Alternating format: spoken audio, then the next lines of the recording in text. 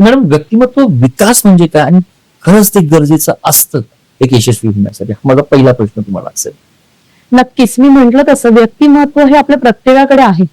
प्रत्येकाला देवाने एक युनिक पर्सनॅलिटी दिली आहे, पण ती युनिक कशी बनवायची, हा जो काही प्रवास आहे, आपली जी बेसिक पर्सनॅलिटी आहे, जी आपण घेऊन आलोय, आपल्या बेसिस आपल्या कुटुंबावरती, किंवा जे काही आपले जीन्स आहेत, आपलं एन्व्हायरमेंट आहे, सराउंडिंग आहे, किंवा आपलं जे बालपण गेलंय, आपले जे काही अनुभव आहे, पण हळूहळू हळूहळू आपल्या सगळ्या अनुभवातून किंवा आपल्या सगळ्या या लाईफच्या जर्नीमधून आपण ती कशी विकसित करत जातो, त्याच्यावरती सगळ्या गोष्टी अवलंबून असतात. त्यामुळे मला असं वाटतं, आता साधं एक्झाम्पल देते मी तुम्हाला.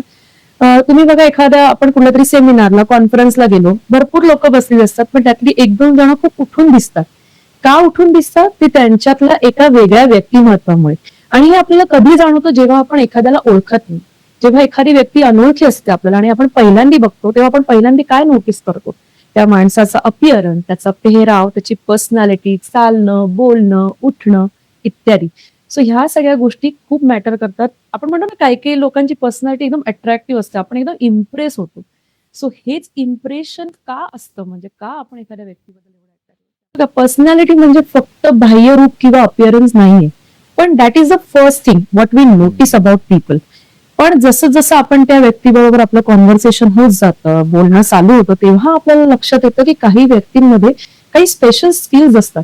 बोलण्याची पद्धत, त्यांचं कम्युनिकेशन वरचा असणारा control, the powerful effective communication, हे खूप मॅटर करतात. म्हणजे आता मी म्हटलं पर्सनॅलिटीची डेफिनेशन, द पर्सन्स अबिलिटी, त्या माणसामध्ये काय ट्रेट्स आहेत, काय स्किल सेट आहेत, ते खूप मॅटर करतात. तर हे फक्त बाह्य रूपापर्यंत मर्यादित नक्कीच नाहीये.